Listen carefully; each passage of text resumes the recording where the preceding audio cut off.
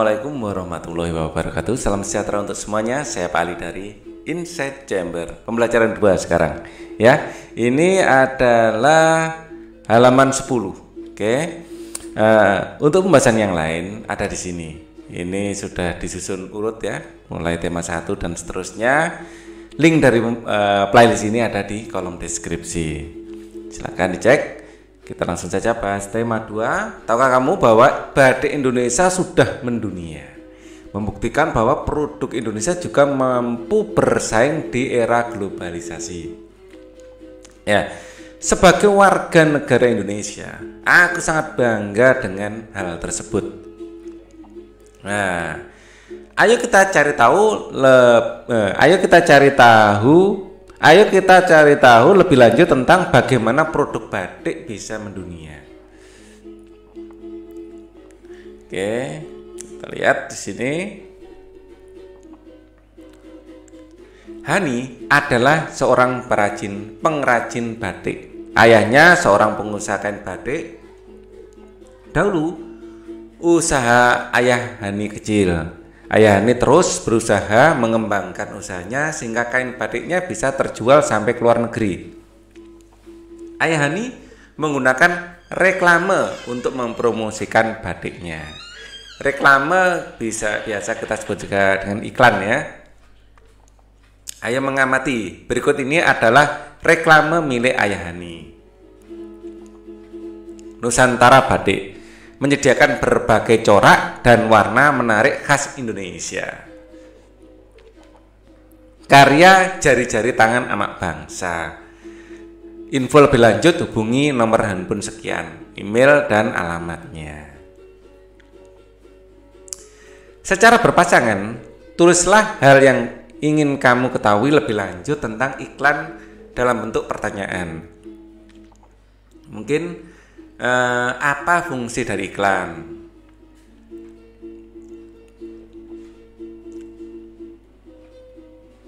Ini pertanyaan ya, mungkin bagaimana cara membuat iklan? Cara membuat iklan atau reklame ya. Terus iklan atau reklame ya.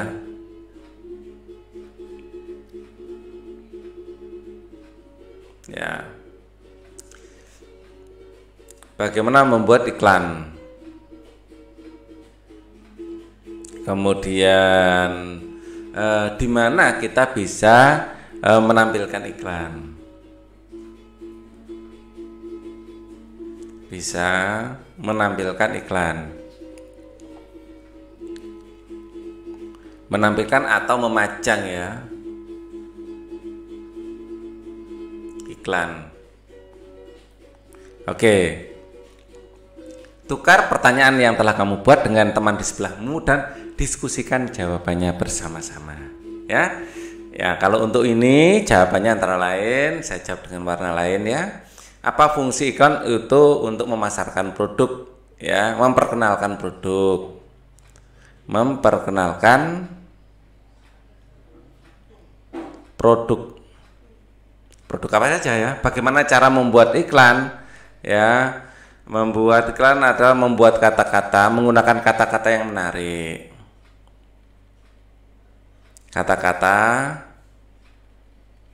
yang menarik dan membujuk. Ya. Untuk membeli produk. Ya. Oke, di mana kita bisa menampilkan iklan? Mungkin di jalan, ya.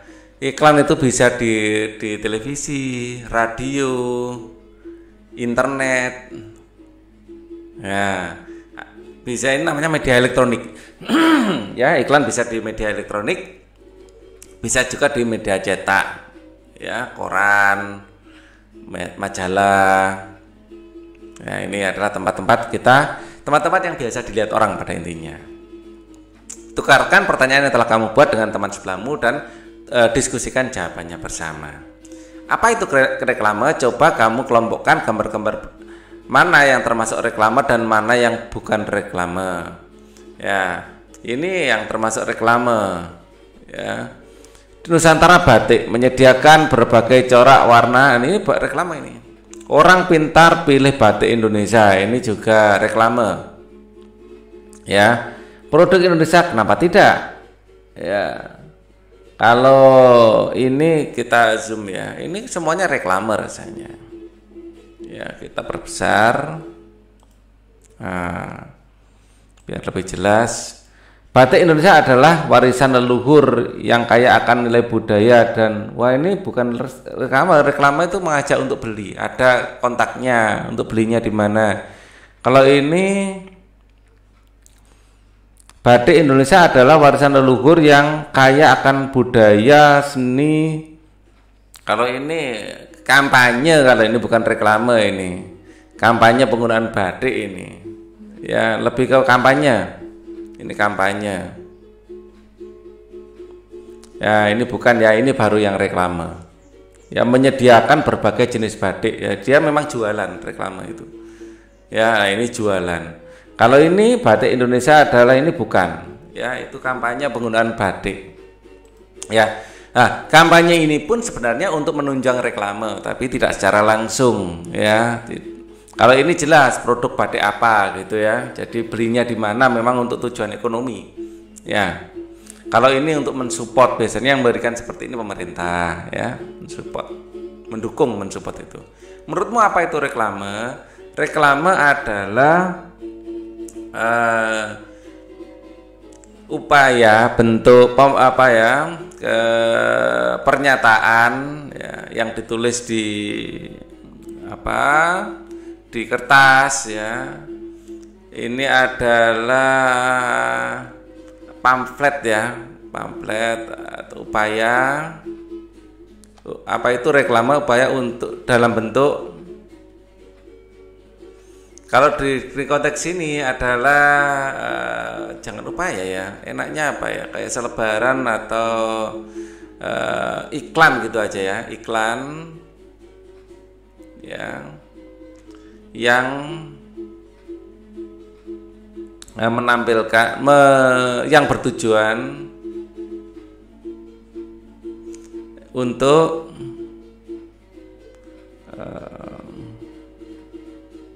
jangan iklan, reklame sendiri artinya sama dengan iklan ya, maaf ini kalimatnya agak gampang-gampang susah bikin kalimatnya. Reklame itu adalah kita bikin selebaran ya, selebaran atau papan. Nah ini kalimatnya lebih enak, selebaran atau papan yang berisi, yang menarik, yang dibuat menarik ya, menarik ya, dengan tujuan untuk memasarkan produk tertentu. Nah ini kalimatnya enak kelihatannya. Apa tujuan dari reklame? Membujuk orang, membujuk atau mempengaruhi orang untuk membeli produk tersebut, membeli produk tersebut. Nah, apa jenis-jenis reklame? Jenis-jenis reklame itu ada yang cetak, ada contohnya bisa di sini ya, di majalah, koran, ya selebaran, bisa baliho, ya. Terus kemudian secara elektronik, ini didasarkan medianya ya, bisa TV, bisa radio, bisa internet. Ya sekarang internet ini sangat diminati ya, TV dan agak tergeser TV dan radio. Ciri-ciri reklame yang baik, ya. Ciri-ciri reklame yang baik itu menggunakan kata-kata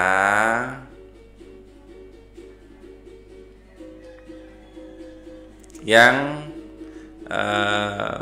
bisa membujuk orang untuk membeli. Ya, kata-katanya harus singkat, padat, dan mudah diingat. Ini penting, mudah diingat.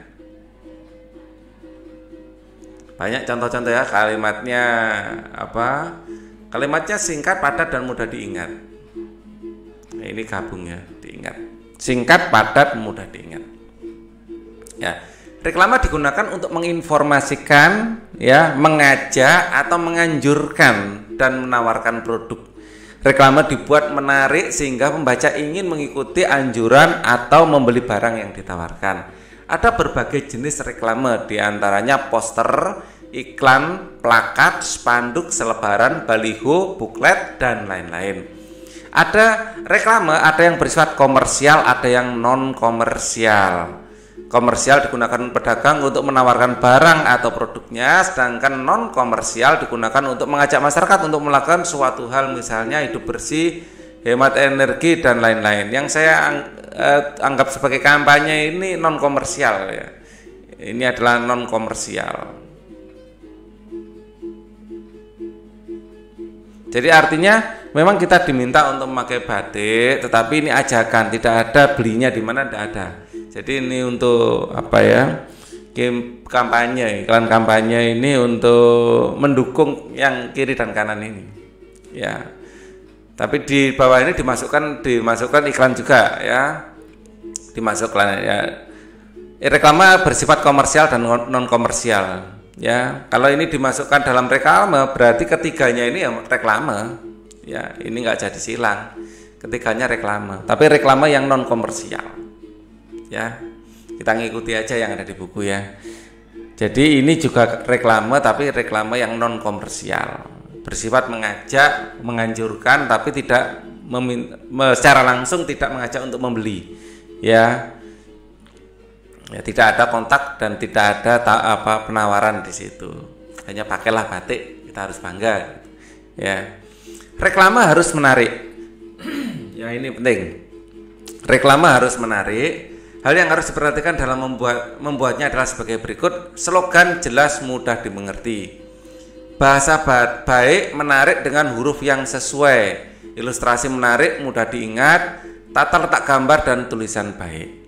Ya, mungkin bisa ditambahkan di sini ya, tata gambar ya. Disertai gambar yang menarik. Yang menarik. Ya. Singkat, padat, mudah diingat dan jelas ya. Oke, bisa dilihat. Reklame, amati reklame yang pernah kamu ketahui ya. Amati di sekitarmu, tulislah reklame yang pernah kamu temui, berilah pendapat apakah reklame tersebut sudah dikatakan baik. Ya. Reklame itu baik apabila kita itu dengan melihat sekilas ingat. Ya, saya ingat beberapa reklame yang cukup baik. Reklame Cosmos misalnya ya. Cosmos. Ini adalah penanak nasi, ingat beras, ingat Cosmos, itu benar-benar hook di otak banyak orang. Ya, ingat beras,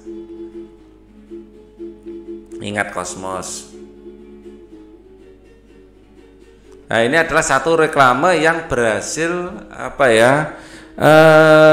bahkan itu menjadi jargon. Ya, pendapat saya ini bagus karena menggunakan kata-kata, slogannya ya benar-benar mudah diingat, ya mudah diingat. Terus ada lagi wes bablas angine. Ya itu. Dulu ada iklan tapi almarhum Basuki ya.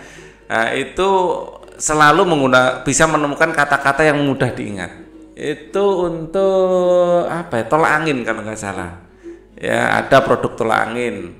WC bablas angin itu bener-bener sama ini. Mungkin yang cocok untuk anak-anak ini Nutrisari. Ya, Nutrisari. Ada jeruk, kok makan jeruk. Nah, kok makan jeruk. Ini adalah sebuah jargon atau sebuah di sini tadi dikomentari slogan yang apa ya? Ini sama dengan ini, benar-benar mudah diingat. Ya, sampai banyak digunakan di dalam beberapa kesempatan. Ya, jadi orang itu menggunakan kata jeruk, kok makan jeruk itu sudah menjadi kayak apa ya, bahasa sehari-hari. Ya, bahasa sehari-hari. Terus untuk ini, untuk apa? Ada iklan luar negeri yang sangat terkenal, yaitu iklan Coca-Cola. Ya, iklan Coca-Cola itu menggunakan karakter Santa Claus sampai akhirnya itu menjadi kayak ciri khas perayaan Natal. Itu dulunya adalah iklan dari Coca-Cola. Itu sangat mendunia, itu lebih luar biasa lagi ya. Jadi apa? Menjadi ikon dunia akhirnya. Dulunya awalnya dari iklan. Ya. Kemudian di sini ada Cosmos, Nutrisari sama Sosro. Teh botol Sosro ini cukup hook juga. Hook itu artinya benar-benar nyantol di otak. Yang Indonesia ya, jangan yang luar negeri. Teh botol Sosro. Ya. Ini apapun makanannya, minumnya Sosro. Makanannya, minumnya Sosro. Nah, ini benar-benar sama ya, slogannya benar-benar mudah diingat dan ditambahkan lagi menjadi ungkapan sehari-hari dalam masyarakat. Ya, ini menjadi ungkapan sehari-hari, ya, sehari-hari. Ya. Terus ada lagi ya, ini iklan yang sangat luar biasa, Marjan. Ya, mulailah berbuka puasa dengan yang manis-manis. Nah, itu menurut podcastnya Deddy Corbuzier dan dikonfirmasi pada Kiai Gus Miftah. Nah, ternyata di situ tidak ada hadisnya malah. Ya, kalimat itu, dan itu dipercaya, bahkan banyak orang yang percaya itu kayak semacam apa ya, orang banyak mengira itu ada hadisnya. Ya, jadi saking kuatnya hook di pikiran banyak orang. Berbukalah dengan yang manis-manis. Itu ada podcast khusus dari Deddy Corbuzier waktu itu membahas tentang itu. Kita lanjutkan. Seperti yang sudah kamu ketahui bahwa batik Ayahani sudah diekspor ke berbagai negara. Batik tersebut dikemas dalam berbagai bentuk.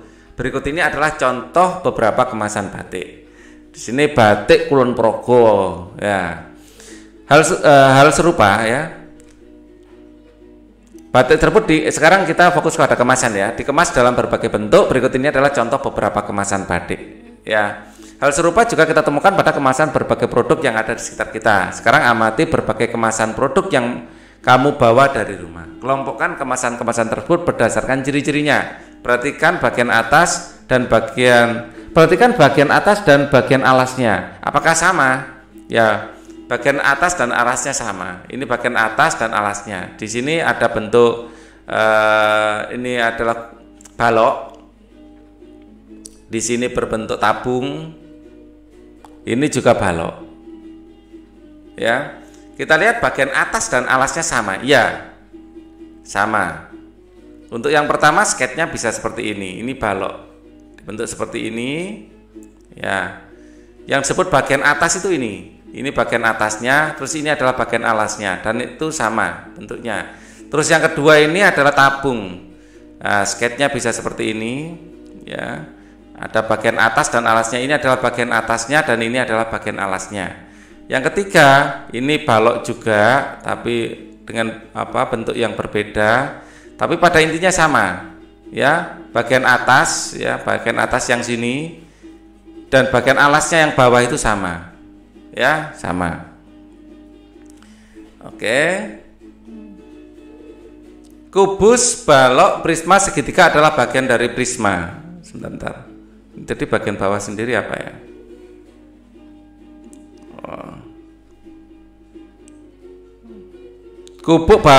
Kubus, balok, prisma, segitiga adalah bagian dari prisma. Kali ini kita akan belajar tentang kubus, ya. Kita akan belajar tentang kubus. Amati kemasan, ya. Amati kemasan yang berbentuk kubus, identifikasi sifat-sifat kubus. Kamu bisa membuka kemasan tersebut untuk mengidentifikasi secara lebih terperinci, sampaikan hasilmu di depan kelas. Kubus, ya. Ya, kalau kubus itu seperti ini. Ya. Semua sisinya sama panjang kubus. Ya.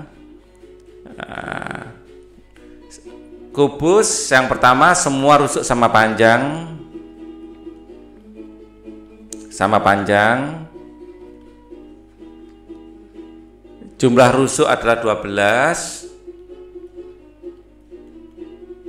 Jumlah rusuk 12. Jumlah sisi ada 6.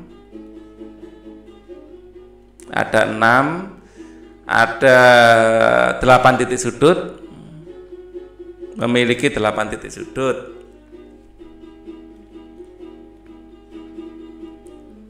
Ada 8, ya.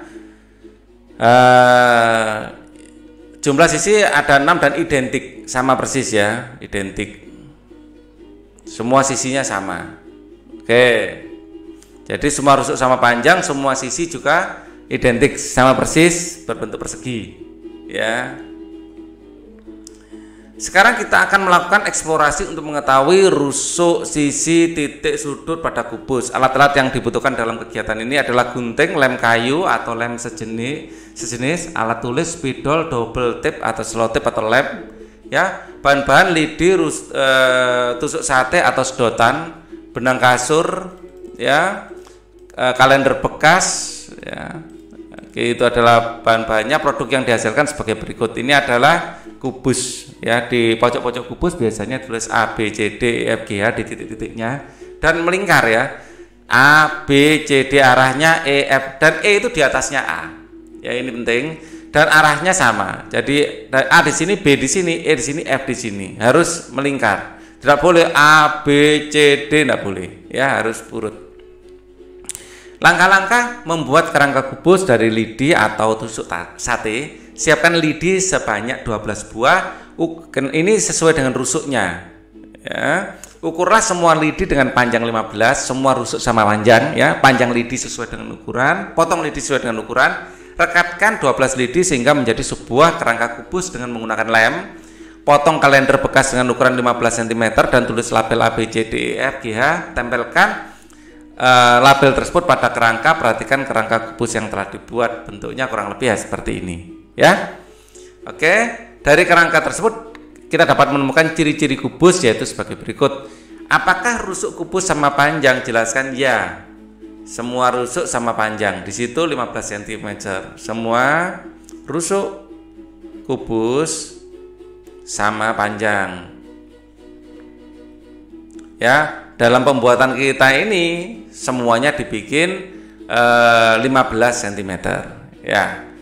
Ada berapa banyak rusuk kubus? Ada 12. Tulislah nama-nama rusuk kubus tersebut, ya. Nama rusuknya adalah untuk memberi nama sambil saya gambarkan, ya. Pertama adalah AE misalnya. Dari A ke E, ya. AE, terus kemudian ada AB, ya, AB, kemudian BC, ya, BC, terus di sini ada CD, ya, ini B, ini C, CD, terus kemudian ada AD, ya, ada AD, kemudian ada B, ini F, ya, BF. Terus kemudian C, E, ini F, ya, ini G, CG, ya, CG. Kemudian ada DH, ya, DH. Kemudian ada EF, ya, EF. Kemudian ada FG, terus ada GH, EFGH ini H, ada GH, terus ada EH, ya, ada EH, terbentuklah kubus. Apakah sudut-sudut kubus sama besar? Iya, ya, semuanya 90 derajat, ya, semua sudut 90 derajat. Ada berapa banyak sudut kubus? Sudutnya kalau titik sudutnya ada 1, 2, 3, 4, 5, 6, 7, 8. Kalau sudutnya masing-masing titik itu mengandung 1, 2, 3, 4 ya. Jadi agak repot menghitungnya. Apakah dihitung juga termasuk sudut refleksi? Ya, ini kan repot. Ya, ada berapa banyak mungkin titik sudut yang dimaksud, ya, yang dimaksud titik sudut ditambahkan. Ada berapa banyak titik sudut? Kalau titik sudutnya ada 8, ya, tulislah nama sudut kubus, yaitu sudut A, ya, A, sudut B, ya, atau sudut biasanya dikasih gini, ya, sudut B, sudut C, sudut D, sudut E, sudut F, sudut G, sudut H. Ya. Apakah bidang kubus sama luas? Ya. Semua membentuk persegi. Semua berbentuk persegi yang identik, yang sama. Ya. Berbentuk apa bidang kubus? Persegi. Ya, ada berapa banyak bidang kubus? Ada 6, ya. Nah, ini saya gunakan untuk penggambaran. Ada bawah, ada atas, ada sisi tegaknya ada 4, ya. 1, 2, 3, 4, bawah atas 1, 5, 6, bawah 1. Jadi ada 6. Tulislah nama bidangnya. Ya. Kita gunakan ini, ya, untuk agar enak untuk menjelaskannya, ya, dipaskan, ya, ya, enggak pas. Oke, ya, tulislah nama bidangnya. Nama bidangnya adalah A, B, C, D. Jadi bidang alas yang saya ambil, bidang alas yaitu bidang A, B, C, D. Kemudian ada bidang BC yang atas dulu, EFGH. Ini bidang atas. Kemudian tembok yang kanan, BCGF. Tembok kiri ADHE. Terus kemudian tembok depan ABFE. Ya, ABFE, terus tembok belakang DCGH. Ada berapa titik sudut kubus? Ini yang 8. Tulislah semua titik sudut kubus. Berarti yang tadi yang atas bukan titik sudut, ya. Ya, terpaksa kita breakdown nanti. Tadi yang atas itu salah saya. Jadi titik A, B, C, D, E, F, G, H. Ya, jadi yang ini, nah ini berarti salah, bukan titik. Memang yang ditanyakan agak banyak ini. Tulislah nama sudut, banyak ini. Berarti memang saya yang salah sangka. Ini salah ini. Ada berapa banyak sudut kubus? Sudutnya, ya. Nah, kita akan gunakan ini sekali lagi untuk apa? Jadi ini ada banyak.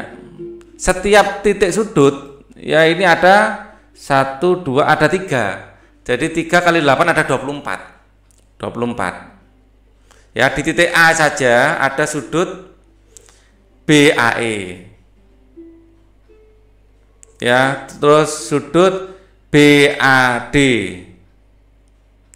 Ya, sudut BAD. Ini masing-masing ada 3. Terus EAB.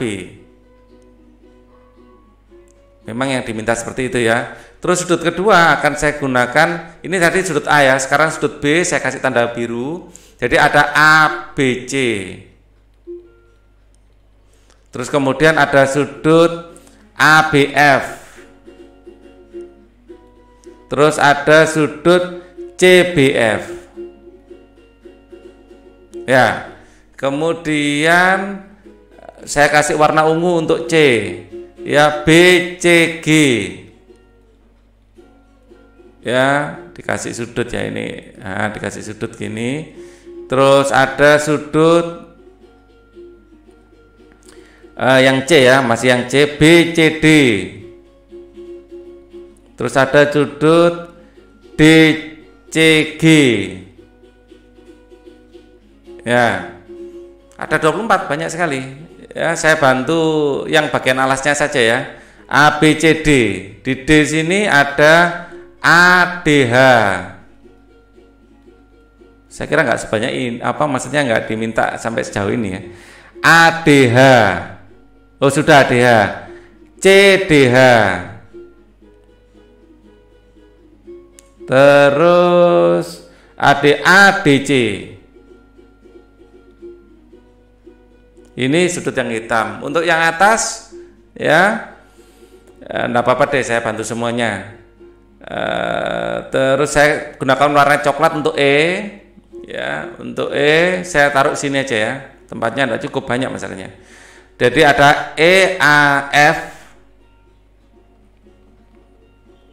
Terus ada sudut, ada salah, bukan EAF. AEF. Jadi kalau sudutnya E jadi yang tengah ya. AEF. AEF, terus kemudian ada FEH. Ya, kemudian pokoknya E jadi yang tengah. HEF. Ya, kemudian ini akan saya gunakan warna merah lagi untuk H. Untuk HG. Ya, ada agak cepat ya. EHG, DHG. Terus kemudian GHD. Ya, kurang 2 lagi.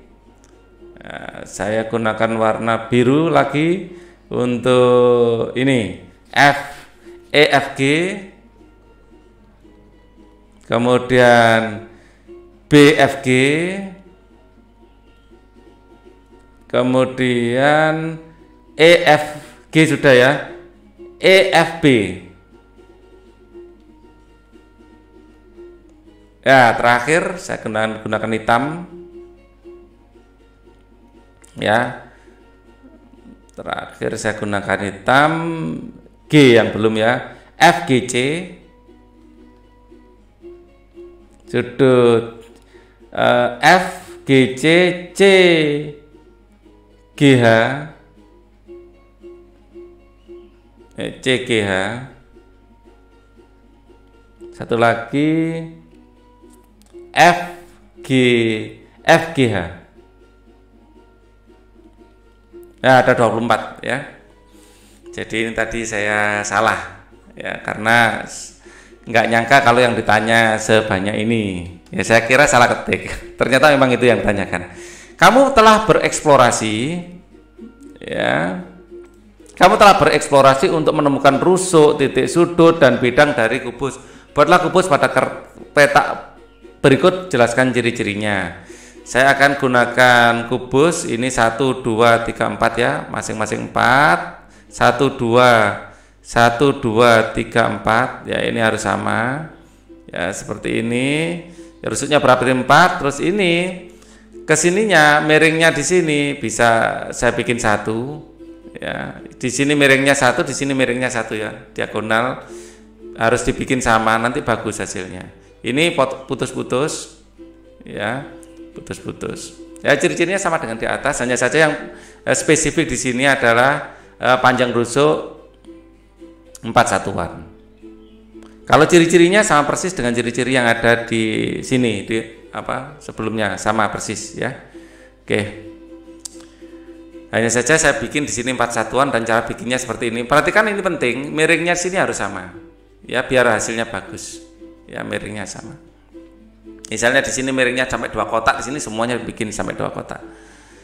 Oke, ciri-ciri kubus, ada di sini. Ya, ciri-ciri kubus yang di sini aja dikopaskan. Jadi biar videonya nggak terlalu panjang juga. Mana tadi ciri-cirinya? Nah, ini.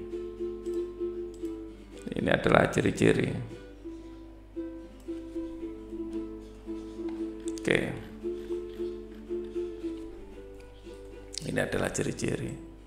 Semua rusuk sama panjang, jumlah rusuk ada 12, jumlah sisi identik ada 6, ya, titik sudut ada 8. Kemudian sampaikan hasilnya pada temanmu. Ayah Hani sudah berhasil menjual produk batiknya sampai ke luar negeri. Ya, ini luar biasa, diekspor berarti namanya ya. Ke luar negara. Keluarga mereka bisa dikatakan keluarga yang berada dari sisi ekonomi. Ayah Hani selalu berpesan untuk tidak sombong dan tetap hidup sederhana walaupun dari keluarga yang berada. Ayo kita cari tahu lagi cerita Hani. Ya, bacalah cerita berikut. Sahabat tak terpisahkan. Hani dan Dwi telah berteman lama sekali. Sejak belum bersekolah, mereka sering menghabiskan waktu di sore hari untuk bermain bersama. Semua tahu bahwa Hani dan Dwi tak terpisahkan. Persahabatan mereka tetap terjalin erat sampai kini. Ya, mereka telah duduk di kelas 6 di sekolah yang sama. Dulu banyak teman yang meragukan bahwa persahabatan Hani dan Dwi akan bertahan lama karena latar belakang keluarga mereka jauh berbeda. Hani adalah anak seorang pengrajin batik yang sukses, walaupun dimulai dengan batik sendiri, kemudian memiliki beberapa pegawai. Sekarang usaha orang tua Hani sudah berkembang sangat pesat. Mereka sudah memiliki beberapa cabang toko batik di kota untuk memasarkan batik. Ya.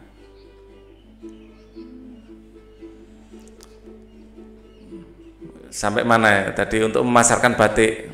Untuk memasarkan karya mereka. Pegawainya juga semakin banyak. Sementara Dwi adalah seorang anak penjual kue yang sederhana. Ketika kecil dulu, tiap sore Dwi ikut ibunya menjajakan kue kepada para pekerja di pendopo batik milik orang tua Hani. Di sanalah Hani berkenalan dengan Dwi. Waktu kecil dulu mereka sangat menikmati saat-saat itu. Namanya anak-anak, perbedaan latar belakang pun tak dirisaukan. Permainan mereka tetap saja asik, petak umpet, petak jongkok, rumah-rumahan, atau masak-masakan. Tetapi yang membuat persahabatan mereka bertahan lama adalah sikap Hani dan Dwi yang saling menghargai satu sama lain. Hani tidak pernah menganggap dirinya berbeda dengan Dwi. Bukan hanya Dwi yang bermain di pendopo milik Hani, tetapi Hani pun tak sungkan bermain ke rumah sederhana milik keluarga Dwi. Ia malah menikmati makan siang atau makan jajanan sore di rumah Dwi. Memang Ibu Dwi pandai memasak, namanya juga penjajah kue. Pasti pandai juga membuat aneka masakan. Hani justru senang berdekatan dengan kesederhanaan suasana keluarga Dwi. Acara makan bersama selalu ramai penuh cerita, karena semua hadir dengan kisah masing-masing. Sebaliknya, ketika Dwi bermain ke rumah Hani, tidak dirasa minder sedikit pun. Ayah dan ibu Dwi tidak pernah juga memperlakukan Dwi super istimewa karena Dwi anak penjajah kue, ya. Santai saja. Dwi membaca koleksi buku cerita Hani di kamarnya ketika Hani sedang melakukan hal-hal lain. Kadang-kadang Dwi pun ikut membantu ketika Hani harus melipat, ya, lipat batik dan memasukkannya ke dalam plastik sebelum siap dikirim ke toko. Dwi kagum dengan Hani dan keluarganya. Walaupun banyak pegawai, Hani dan saudara-saudaranya tetap terlibat untuk membantu usaha orang tuanya, membantu sesuai dengan usia dan kemampuan. Terlihat bahwa mereka meraih sukses memang karena kerja keras, ya. Begitulah sahabat, tidak ada kata-kata yang perlu diucapkan untuk menyatakan sayang pada sahabat. Ya, hanya perlu sikap tulus dan tidak pandang berbeda, saling menghargai, saling belajar. Rasa sayang yang tulus pada sahabat akan membentuk pertemanan yang indah dan tidak terpisahkan. Ya. karena ini jawabannya masih panjang ya. Nanti akan saya bahas di pembahasan berikutnya ya. Ini waktunya sudah habis ya. Jadi harus saya akhiri ya. Nanti Pali akan janji akan segera bikinkan kelanjutannya. Untuk sementara sekian dulu ya. Thank you for watching. Wassalamualaikum warahmatullahi wabarakatuh.